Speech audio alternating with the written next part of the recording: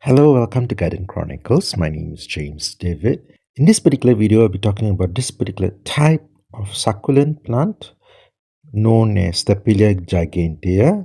It does have a lot of common names, but I'm actually calling it as starfish flower. This particular plant has a very unique flowers, and one of the things about this particular plant, it is actually native around South Africa region. Now, if you were to look at it, this particular plant have a very segmented kind of a factor where it's very velvety and the flesh is supposed to be like soft. There's also a little bit about star-shaped kind of features. More like, if you look at it, it'll be a little bit more like a star fruit kind of factor. It doesn't have any thorns or spikes for this particular type.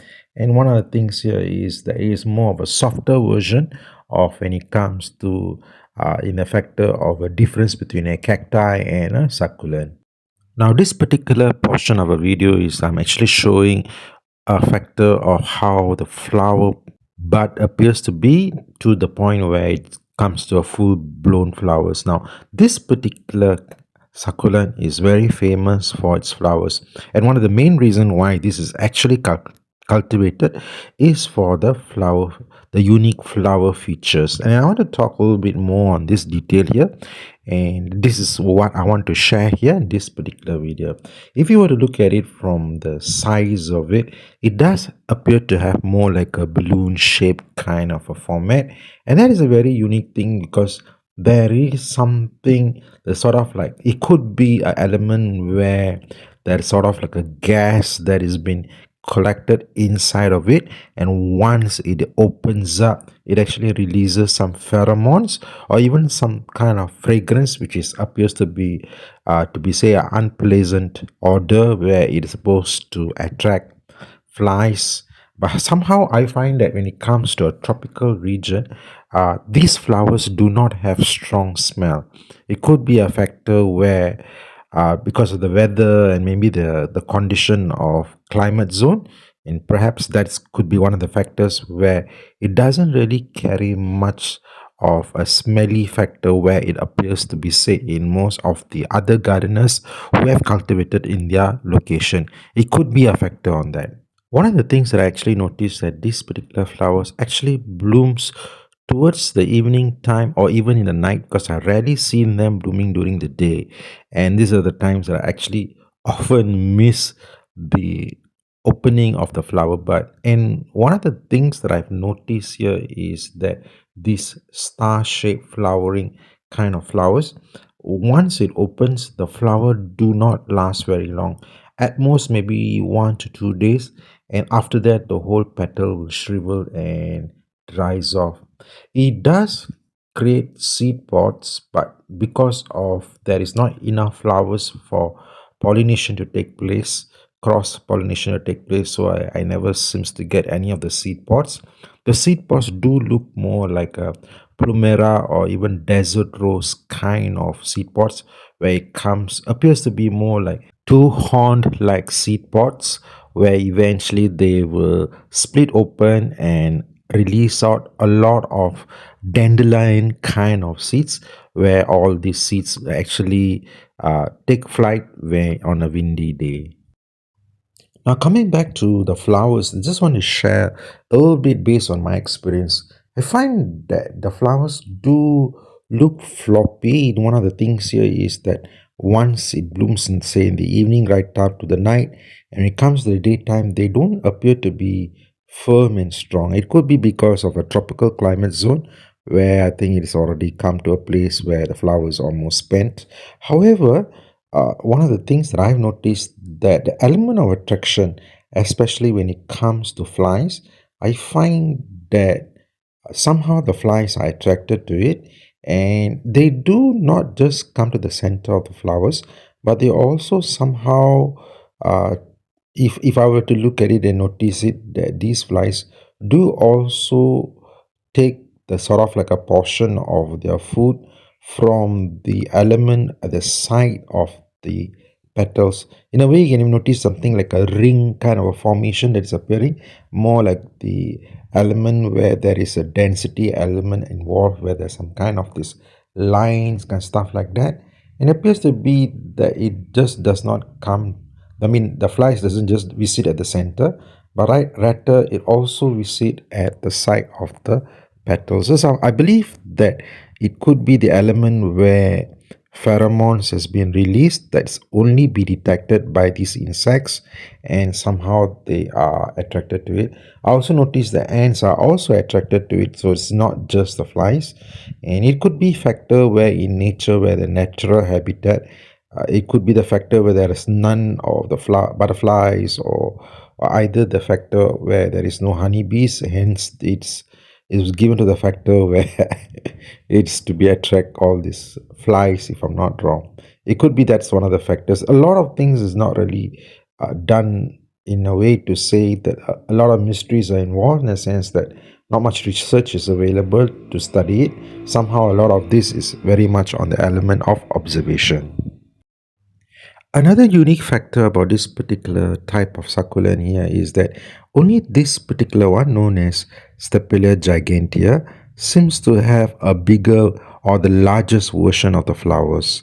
And in that context, if I were to pull forth and talk about other flowers that is identified as carrion flowers, there are other species that similar to this, which is known as a Persian carpet plant, which I've done another video on that, and I'll share about the flowers just in this particular video as the same. And you can see the similarities that in its appearance, where it's also star shaped, and it also has this kind of features where it does attract flies. So it's very much in the element where cross pollination might take place among the same genus. So there are different types of hybrids that are available under Stapelias, but you can't really identify them just by looking at the type of the plant.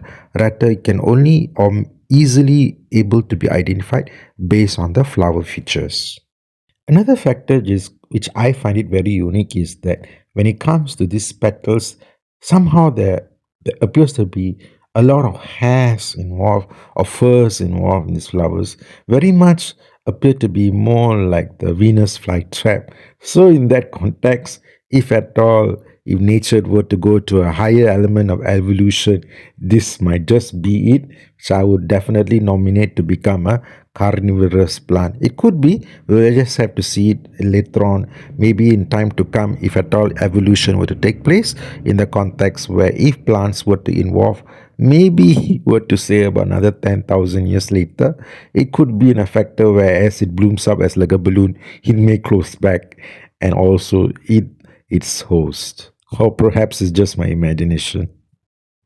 If you look at this particular flower, this is at least about 2 days old, and you can see everything appears to be more like a faded and spent. You can see all the hair seems to be like more like worn out kind of a factor, and also lost its pheromone. I noticed no fly has visiting on it, and you can also see it's like more like a haggard or a wet carpet kind of a look. Somehow the flower is still sturdy, a little bit more, or by feeling it, it appears to be a little bit like as hard as a cloth, but it is not that bad.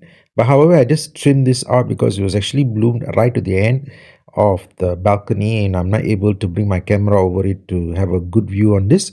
So I just cut this for a video display here for us to see. Now, if you look at it, what are the things I can say here is that based on the features, the colors has not faded, but somehow this is the only thing that I noticed, that the flowers don't last more than 2 days. Now, I must say one of the challenges that I actually face when it comes to this succulent is to get them flowering is to use quite a lot of fertilizer for it. So it's not naturally that it blooms often. It's not the type that constantly blooms. So one of the things that I find that here in the tropical region, it does require heavy fertilizing. In a way, the heavy feeding factor, where I often use as orchid foliar fertilizer seems to work best as using it as a spray upon the plants. I have also tried using as the ones that is being used on the soil, but it appears to be a little bit challenging because I only water them at least once a week, because of the factor that because it's succulent and the factor that if it's too wet, this plant can rot easily. So this is one of the things that I want to mention here when it comes to this particular succulent. This particular one behaves very much like the type that you will put in a planter box, or you use it as a hanger, because here in the tropical region, in a way to say that when it rains, it really pours. This cannot be exposed too much on direct sunlight with the rain, because definitely it might rot unless the potting media is such that it is fast draining. But it depends on the factor here. So what I want to mention here is this is best kept in a semi-indoor place where it does receive good sunlight but is shaded from heavy rain. Now coming to pest control, I do had problems earlier with scale insect and mealybug. Somehow I managed to control that, but I also found that caterpillars seems to be attracted to it, and this particular type of caterpillar, where I also find that because this particular plant is very much closely related to milkweed, and somehow it also this particular type of butterflies actually visit also the string of hearts and also even deciduous and hoya, and somehow I think this particular one seems to be constantly visiting my garden and laying eggs on this. So time to time I do check on it, and at times I just let nature takes its course, where help them to sort of like keep the species together or not. I've not really identified the name of this butterfly, but somehow I noticed that this appears to be very much common in my region. So this is one of the things that I've noticed, that there are some things that you can actually do when it comes to control, but total eradication may not be a good idea. In some cases, it can actually sort of disrupt or destroy the ecology around the nature's environment. So do take note of it, that if it at all there is certain pests, then you may be able to eradicate it, but in certain times you may just have to let it go, let nature takes its course. But of course there are sometimes a horrible damage actually takes place. So sometimes I just remove some of the tiny caterpillars off, as there are too many, and then just wipe out the whole collection in my garden.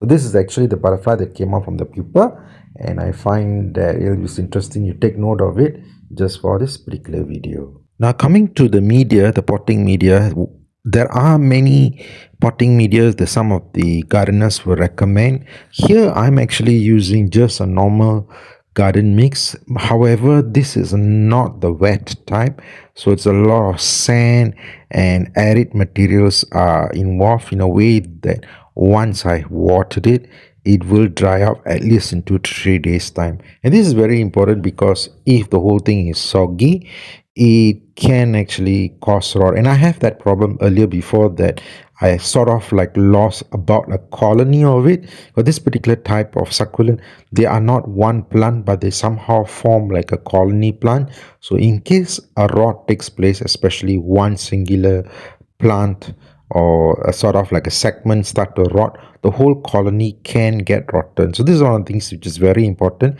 when it comes to watering. So I only water, say, like once a week, and very lightly, or sometimes I actually water very heavy in such a way that I don't have to worry about watering for the next cycle. And I normally will water it only when I find that once the soil, it appears to be very dry. So in a way to say, like at least about a week's time, that will be my plus and minus kind of timing. But in most cases, like in a normal rainy day where it is like the weather is very wet, or sort of to say it's like a very, not to say humid, but in a way to say is like a very rainy wet kind of thing, I will normally skip watering, because I find that the air is already saturated with humidity. Do take note, when it comes to Stapelia, they don't really go very deep, especially the roots. So in a way, stability factor is important. If at all, you may use chopsticks as a kind of a support system for it, so that it will stay standing. Or in a worst case scenario, that if they are not supported, the whole thing can just fall apart. And somehow the cases where in most factors when it comes to propagation, these stapelias are actually planted using a small cup kind of thing, and the whole thing is supported inside the pot, a small cup kind of pot, so that way the whole plant is actually sitting inside that pot. So these are things that I've noticed when it comes to growing stapelias. Here I want to show to you the comparison flowers between the Persian carpet plant together with this Stapelia gigantea. And one of the things that I find is that the similarities is very much similar when it comes to the flowers. However, the plants are totally different. In this particular one, it has a very thorny kind of stems, which is quite, in a way to say, handle with care kind of thing because of the spikes, whereas when it comes to Stapelia, they are very much velvety and easy to care for. However, both plants are native in the same region, South Africa, and somehow I also find that both are also identified as carrion flowers where they do attract flies. So in a way to say, because of their location of their habitat and together with the growing condition, all appears to be almost alike, in a way to say that they are very much closely related based on their genus. Now this is another type of Stapelia. I've not yet identified their names yet, but somehow I find that there are many varieties of it, and also something similar to Hurnia. This particular one happens to have a kind of a pendant kind of a flowers. It's quite unique, and what are the things that I like about it? It is this cascading factors. I have not yet actually identified the pollinators for it. It could be because it may not really give out a very strong fragrance in a way to attract any flies or anything like that. But somehow I find that what my point here is to mention that there are a very huge variety of uniqueness when it comes to this particular type of genus. Now, coming back to creativity, I find that it is quite nice to actually mix match all these types together and place them in a pot to see them actually grow together, to see their variations of size and colors and features. Now, we notice here something like chili beeton here. This is the sum of the works that caterpillars has actually done its work. I have rescued a little bit of that, but this is the damage that is caused by caterpillars. But somehow I just want to show to you of the different varieties of types of Hurnias and Stapelias and Orbia, a few other names which I'm not sure what they are actually identify it. Somehow I find that they all look good together, something like a Medusa kind of a hair kind of effect. So these are the things that you can actually do in placing them all together in one pot, or maybe even a hanging pot. It will actually looks good in that sign when it comes to have an appearance in a cascading effect. This is another type of Stapelia, which I find, if I'm not wrong, this is grandiflora, but I can only identify it once it has flowered. So these are the factors of challenges that you might face, that if you were to purchase something without having a floral display, you may not exactly able to identify their ID. And also this particular one is actually exactly the same plant, but when it's planted in the hanging plant, it does have a nice cascading effect. And these are the things that I actually enjoy viewing and watching them growing together in this kind of context. Now this is how I actually propagate it. I normally will remove the segments and leave them for say about a few days to a week until the portion where it coleus and dries off. Then I will plant it into the soil factor. And this is how I actually cultivate my Stapelias. Now I come to the end of my video, and if you have enjoyed it and stayed with me this far, I would really like if and request if you can help me to click like on this particular video. And above all, if you really enjoyed all the videos and the factor of you like to have a journey with me in my gardening adventure, do subscribe and put in your comments and your thoughts based on your experience and what you think about growing Stapelias in your garden. Another factor that I would like to encourage here is to share your point of view and what you think of this particular plant and how does this particular plant grows in your garden space. I have made some compilation of few other types of succulents in this particular genus in my other videos. Do check it out, and I hope you enjoyed those, the information that it has been put there for your viewing pleasure. Thank you so much for visiting and have a nice day. Happy gardening. Take care. Bye.